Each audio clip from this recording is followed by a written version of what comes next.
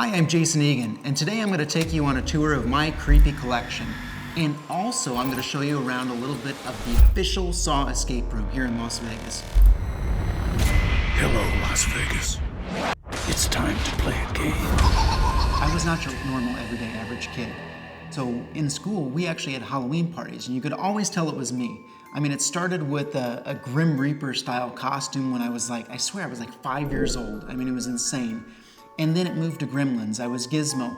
And then it got creepier from that point on. I mean, I swear I was 8 years old and dressing up as Freddy Krueger. And I'm not just talking like a Freddy Krueger mask. I'm talking about the whole ensemble. I think the other parents in school looked at me a little weird as little Jason Egan's walking through the hallway as Freddy Krueger or Phantom of the Opera. And then the other kids are dressed up as a football player or a cheerleader or, something friendly. When I was in 5th grade, I went to my very first haunted house. And I'm not proud of this moment, but I actually ran out scared. At that point, I kind of wanted to do my own haunted houses. So I built these things out of couch cushions to make tunnels, to make whatever I possibly could, incorporating my props into these things. It's not like you can go to, every single store out there and grab Halloween stuff all year round, but Spencer Gifts always had some weird, wacky stuff. So, I took my allowance, saved it up, and every year, not in October, but after October, because I was even smart with money back then, I waited until those sales went on. So it was 70, 80% off. And I remember this giant Freddy Krueger prop that was busting out of the ground. That was like a home run for me because that thing was $300 and some. And then I remember a Crypt Keeper, this animated Crypt Keeper, I think was made by a company called Jimmy. I just started to collect, and my collection grew quite big, and it grew into a business, which was crazy. So then a parent calls me one of these days, and the parent said, "Hey Jason, my kid's got an October birthday. Can you do a haunted house party?" And I was like, oh my God, of course I can do a haunted house party. The next day, I had all these phone calls and I had messages on my machine. I'm like, okay, great, what is this? Did I scare the kids too much? And it was actually parents calling me saying, hey Jason, can you do a haunted house party for me? So that month, I had actually booked so many haunted house parties, I couldn't believe what was happening. So I'm like, okay, well, maybe we can turn this into a reality.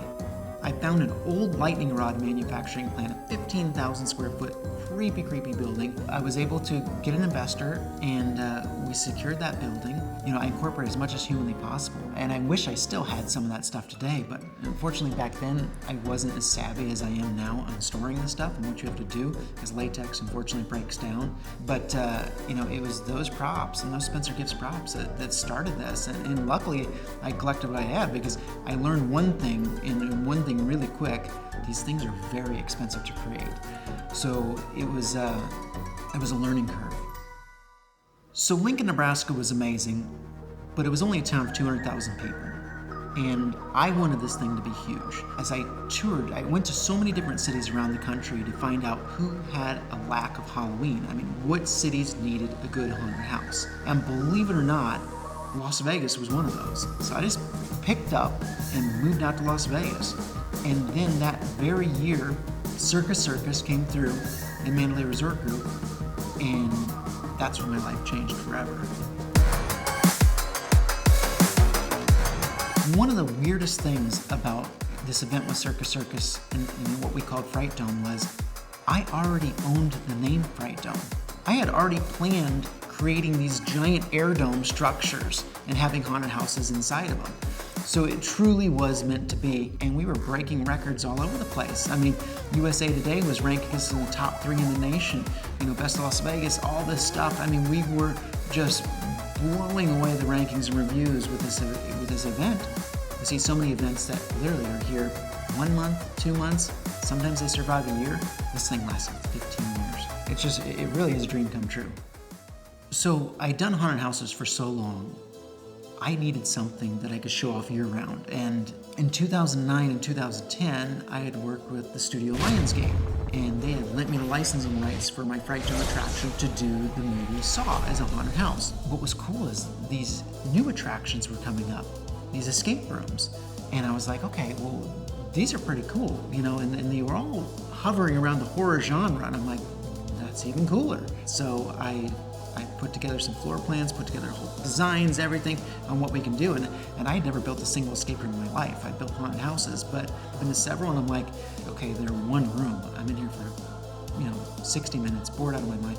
What can we do to make this different? So I was like, let's do an attraction that's not just one room. Let's do an attraction that encompasses so many of the different films, and that's what we did. It's 13 different rooms, 7 of them you have to escape, ending with where we're actually sitting right now, which is the Saw bathroom, the iconic Saw bathroom that appeared in so many of the films, and people love it.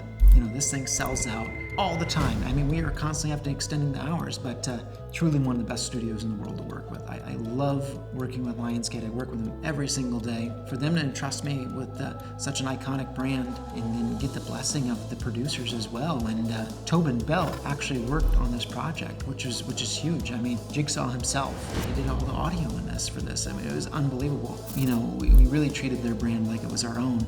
Heck, we even had the director that's directing the new Saw film right now, Darren Bousman, came through. And that's what's exciting, is these films keep going, which means we're gonna keep going. So as long as they keep making movies, that gives us longevity in the escape room, and this brand keeps living. Do you think you have what it takes to escape not just one room, but my entire factory? You know my work. Join me on my path to redemption. Let the games begin. Live or die. Make your choice. So right now we are in Jigsaw's workshop in the official Saw escape room. This room's fun because it's got some of the props that we've recreated after the films. So for example, this is an exact reproduction of the shotgun color. We actually had to mold real shotgun shells to do that. Then you've got one of the Billy puppet heads. That's the one that we actually created for the attraction. We sculpted that in conjunction with Lionsgate and the producers, and everybody had to put their approval stamp on that. Then you go into one of my favorites. This is the Venus flytrap. This was sick and twisted. The trap actually crushed his head in, and it's got a bunch of fun spikes inside it. These are the pieces that people like to see from the film. So when they come in this workshop, they know they only have a certain amount of time to get out, but they're also, seeing all these fun, iconic traps from the films. Built in conjunction with the studio, in conjunction with the producers, and now in the official Saw escape room, they're a collectible item. Hence why they are locked up behind this cage. You can't get to them, unfortunately. So yeah, there's gonna be no trying on the Venus flytrap when you're coming through the official Saw escape room, because we really do want to keep it safe. Creating these original items, in conjunction with the studio and the producers has been a dream come true. This escape room literally looks the same way it did day one that it does now, tens of thousands of people later, because we care about it. Just like I care about my collection, this is my collection as well too. This is my museum. So we are standing right here in my own museum that I get to show off every day to thousands of people. And unfortunately I don't get to have thousands of people through my house, but what's really exciting is now people get to come to see my home collection too. So for the first time, you get to see my collection at home, and I get to explain it to you.